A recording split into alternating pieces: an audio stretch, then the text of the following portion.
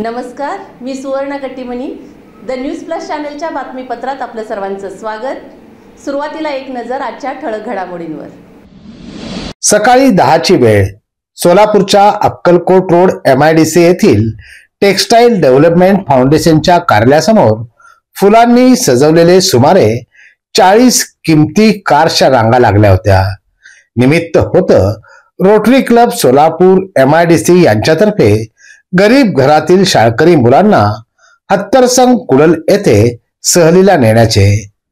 सकाळी 8 वाजल्यापासूनच रोटरीचे सदस्य मुलांना नाश्ता देणं, गाड्या सजवणं, गाड्यांना नंबर देणं, मुलांना गाडीत बसवणं आणि त्यांना कधीही न मिळालेल्या महागड्या कारमधून सहलीला नेण्याचं. सकाळी 10 वाजता सर्वात प्रथम असलेल्या रोटरीच्या लाल गाडीसमोर या सहलीचा प्रारंभ करण्यात आला. गाडीचं पूजन आणि हिरवा झेंडा दाखवून मुलांची सहल निघाली. कुडल संगमला.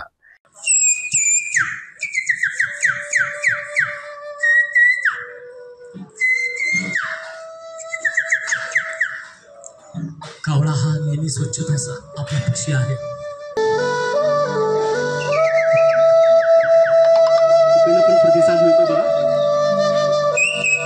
तिथनं पण प्रतिसाद मिळतो बघा पक्ष्यांचा. ऐकू येतं का?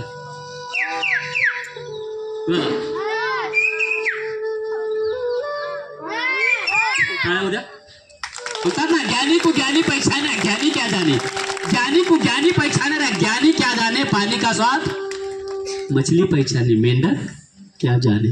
जिल्हा महाराष्ट्र भारत प्लास्टिक मुक्त करण्याचा प्रयत्न करेल.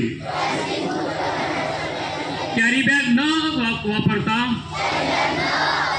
कापडी पिशव्यांचा वापर करेल.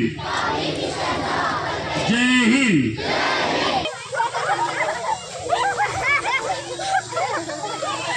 यावेळी रोटरी MIDC चे अध्यक्ष अंबादास गड्डम, सचिव नरसिंग कणकी, सत्यनारायण गुर्रम, प्राध्यापक विठ्ठल वंगा, सिद्धेश्वर गड्डम, कालिदास माणेकरी, परशुराम रापेली, गणेश इराबत्ती, नवनाथ इंदापुरे, श्रीनिवास इट्टम, व्यंकटेश बिटला, प्रदीप पडगे, सनी दौलताबाद, उज्ज्वल सामलेटी, श्रीनिवास कटकूर, रमेश कमटम, साईनाथ कलशेट्टी, प्रशांत अपराध, सनी मडूर या पदाधिकाऱ्यांनी परिश्रम घेतले आणि त्यांची उपस्थिती होती. यावेळी न्यूज प्लसला सत्यनारायण गुर्रम यांनी या सहलीबाबत सविस्तर माहिती दिली.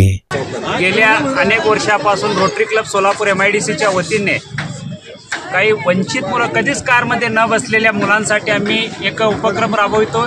तो उपक्रम म्हणजे कारमधून सहल. जवळपास 40 किलोमीटर अंतरापर्यंत आम्ही दरवर्षी सहल काढतो. यंदाच्या वर्षी कुडल संगम येथे 4 शाळा जे स्लम एरियामध्ये असलेल्या शाळांच्या विद्यार्थ्यांना आज नेतोय.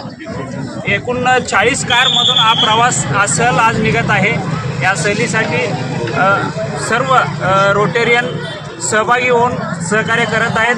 या सहलीसाठी महागडे कार उपलब्ध झालेले आहेत. सर्व कारधारकांचे आम्ही आभारी आहोत आणि ही सहल अविस्मरणीय ठरण्यासाठी आमचे सर्व रोटरी परिवार सहकार्य करत आहेत. धन्यवाद.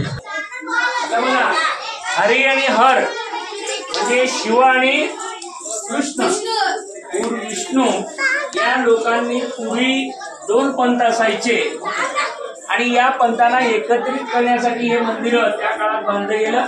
चालुक्य काळामध्ये हा मंदिर बांधला गेला. इसवी सन 10व्या शतकात 11व्या शतकात हे मंदिर बांधले जायचे. या मंदिरामध्ये कुठेही